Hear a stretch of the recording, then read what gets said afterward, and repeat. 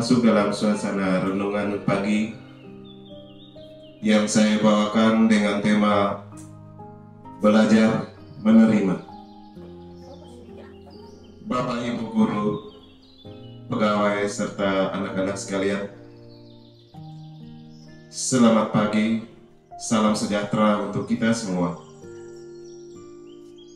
Tak terasa hari ini adalah hari terakhir di bulan pertama tahun 2024. Banyak berdoa dan mengucap syukur yang selalu kita panjatkan kepada Tuhan sesuai ajaran iman yang kita miliki. Pagi ini saya mengajak kita semua untuk merenungkan tentang belajar menerima.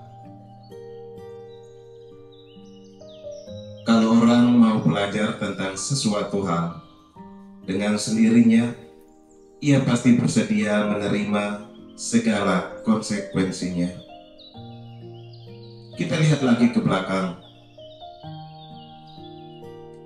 Ketika belum mendapat pekerjaan, apapun kita lakukan untuk mendapatkannya.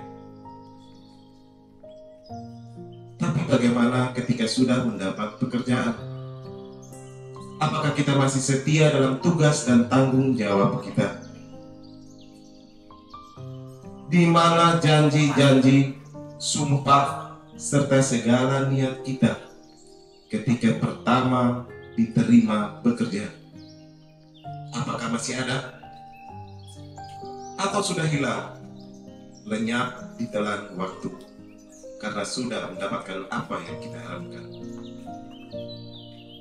Terkadang boleh dikata kita lupa akan sejarah perjalanan hidup yang dimulai dari nol. Coba kita renungkan bersama. Seringkali dalam keseharian kita mudah mencari, bahkan menyalahkan rekan kita yang mungkin karena faktor senioritas, atau kita merasa saya lebih tinggi. Pernahkah kita berpikir dia rekan atau saudara yang tanpa dia saya pun tak dapat berjalan sendiri? Oleh karena itu saya mengajak saudaraku semua, Bapak, Ibu guru, dan pelaku pendidikan di lembaga ini, mari kita belajar menerima keadaan apapun yang dihadapi. Belajar menerima rekan kita apa adanya, bukan ada apanya. Tak perlu merasa kita lebih dari dia. Mungkin ketika dijumpai ada yang kurang daripadanya, hendaknya kita belajar saling melengkapi, bukan dengan arogan kita marahi, melaporkan kemana-mana, bahkan mematikan semangat saudara kita untuk berkarya.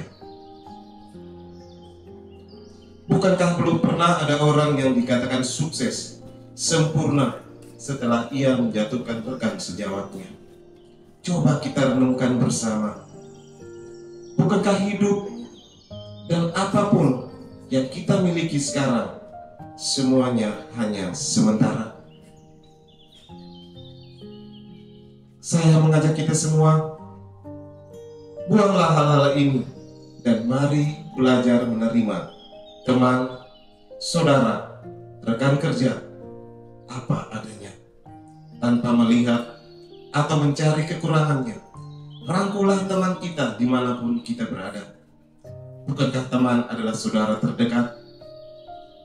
Hendaklah perbuatan atau perilaku keseharian kita seiring dengan tutur yang kita ucapkan. Jangan sampai kata orang lain di bibir, lain di hati. Dengan belajar menerima, maka kita pun tak mungkin salah menilai orang lain. Satu hal mau saya katakan, saudaraku, setiap orang ada masanya, dan setiap masa ada orangnya.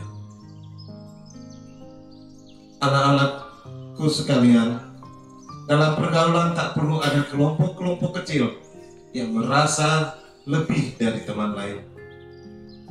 Bergaulah merata tanpa memandang status, tingkat, atau apapun yang membedakan dirimu dengan temanmu.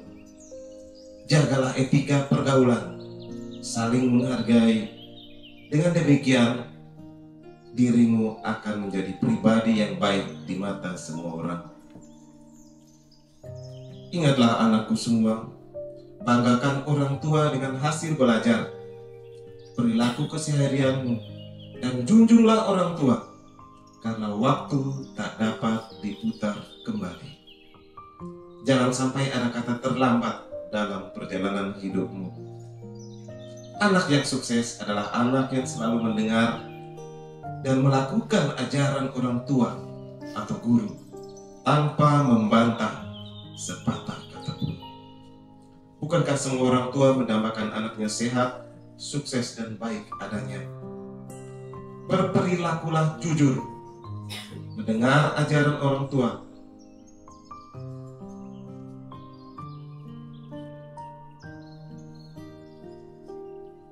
stop menjadi tukang pajak di antara temanmu sendiri.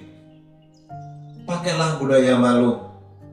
Jangan merendahkan dirimu dengan 1.000 atau 2.000. Pohon pisang saja ada hatinya. Pasti temanmu juga punya hati. Semua tergantung pada caramu. Belajarlah disiplin waktu. Setiap kali dihimbau supaya jangan terlambat. Tapi kenapa masih saja ada yang terlambat? Coba kita renungkan, bertanyalah pada diri kita sendiri.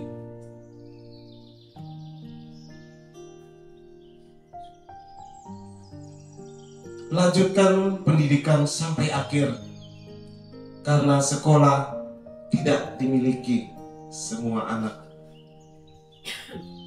Apa untungnya bermain game setiap saat, bahkan sampai pada judi online? Apa semua itu bisa menjamin masa depanmu? Coba dipikir. Semoga renungan ini bermanfaat bagi kita semua. Selamat beraktivitas.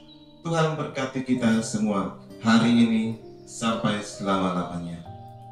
Amin.